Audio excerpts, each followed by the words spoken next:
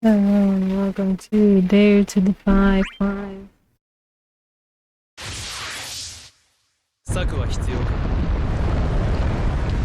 I'm not gonna be recording the Reckoning stage because it's just Transcendent stage because it's just this team split up with different characters in certain stages.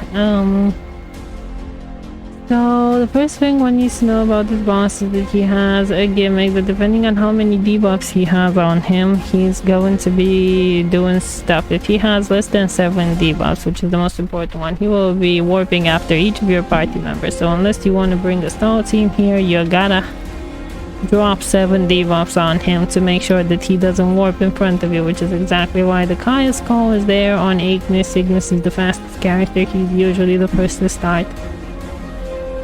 Ignis is here just to put the debuffs on the Imperil for now. He will be charging the second gauge, and the Charlotta will be taking care of charging the first gauge because I want Tidus to have 2 force times.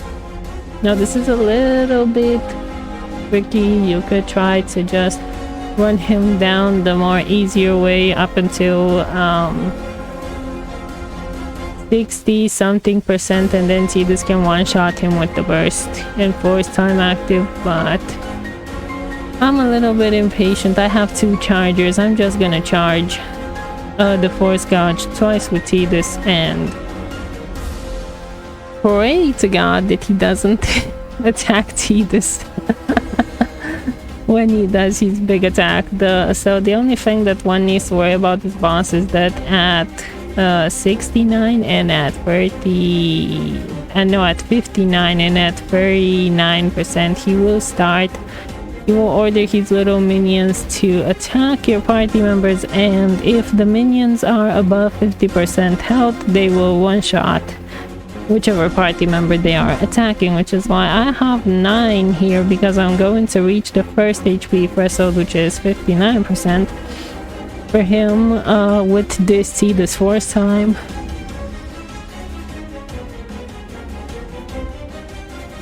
Which is purely just the force time. I don't have the only BT that I have on is Charlotta's. I do have my Impero from Ignis, so I will be doing a lot of damage, and Tidus is going to take all 10 of these turns. Aside from that, the only gimmick I would say that is important here is that after 40% this man will start healing 1 million damage, 1 million HP per turn. So if you are not doing that much damage, like more than 1 million per turn, it will start to become very daunting, which is why a lot of people just bring this guy to about 60% and then burst force gauge him down from there to 0 in order to skip both phases where the minions attack your characters, as well as have enough damage when he starts healing so that he's not out healing your damage. The only thing that I would say is pretty important here is just to make sure that Tidus' stack is up. If you're using Tidus and you're doing the same strategy, make sure that Tidus' stack is continuously at 3, because if you don't have his stacks maxed out, he will not get his insta turns. This is the reason why I wasted 2 LDs there, because if they're not a waste, because Tidus won't be needing more than 2 LDs for this fight. I forgot if I used the 3rd one. I don't remember, but I don't think I did.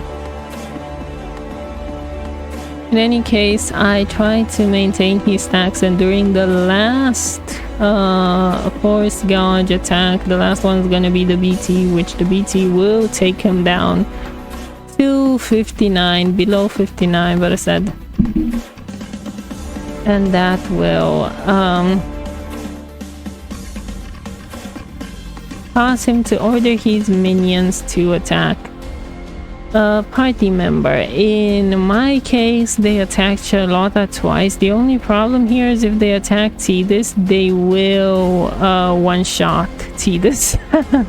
That's kind of the only problem here. If they attack Tidus, they will be one-shotting him. because he is at that point in time, he has no brave, unfortunately, because the BTs don't take into effect, so he actually doesn't recover his brave after the BT attack.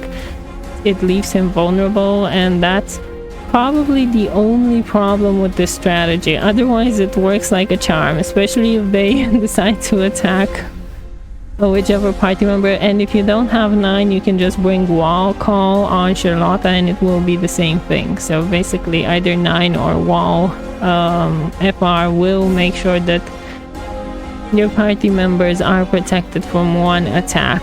And that attack is only, quite frankly, necessary if they attack the same party member twice, which is what happened with Charlotta.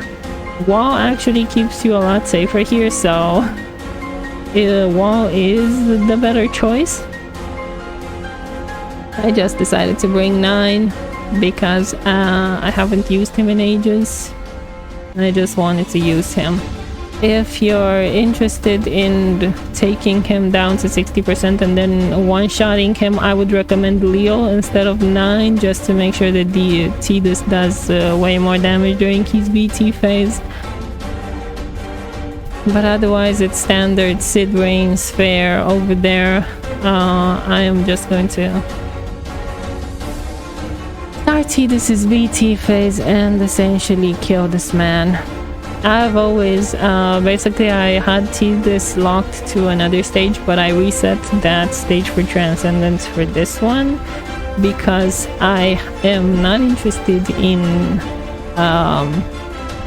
having a hard time with these things. I prefer things to be nice and easy, so I am just going to use the best characters to crush the content as best as I can. So yeah, in my personal opinion, Charlotta is probably replaceable here. Why do I say that? Because Ignis can actually charge the gauge twice by himself, so you don't actually need Charlotta here to charge the gauge. In fact, and yeah, I didn't continue the launch there because if I had, I would have gotten him to 39%, and I wanted to kill him to do that during the burst phase, because during the burst phase he can't order his minions to attack you because my people were no longer protected at that point. So Charlotta is actually not necessary here. I would in fact bring, if you haven't used Garnet, great place to use her. Just bring her here. She will make sure that Tidus's damage is ramped up like crazy. I would definitely, quite frankly, I don't even know why I bothered bringing Charlotta here. Maybe because it was her stage and I was doing the ticket run. That's probably it. Like, this is the team that I used for the Reckoning, and because I was doing the ticket run and the ticket run was on the Reckoning, I just used this team here. But yeah, I would if I were to redo this stage, I would definitely bring someone like Garnet here, because Charlotta has a much stronger force time than let's say what I have left. So I would have probably used Charlotta on the next stage if at all possible. But then again, I still have 3 or 4 FRs that I haven't used. So I'm not worried about the next stage. And there's the healing. He started healing. He's healing about 1 million damage per turn, but Tidus is doing way more than that, so I personally don't care about his healing.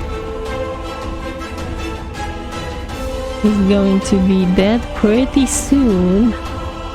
Tidus is actually always a problem here, even if you bring wall, because Tidus is always going to rush through his survivability, which is why I always do. My only problem with this team and this stage is that Tidus can be one shot if he gets targeted.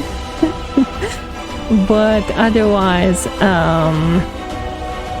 I found the stage pretty easy with this team. Quite frankly, Tidus is the central character here. He runs through this stage like butter, which is the reason why I didn't use him in any of the other Dare to Defies. And yeah, he's great here. whoever is supporting him is just supporting him because he's gonna be crushing the stage.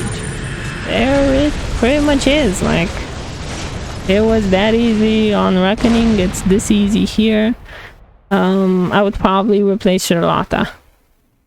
That's the only change that I would do here. I'd probably replace Charlotta with Garnet, and then I'd be satisfied. But quite frankly, this team is fine. I'll see if I need to get Charlotta out of this stage, but for right now, I am absolutely fine with the way this turned out. I'm happy with this team. Thank you for watching. Have a nice day.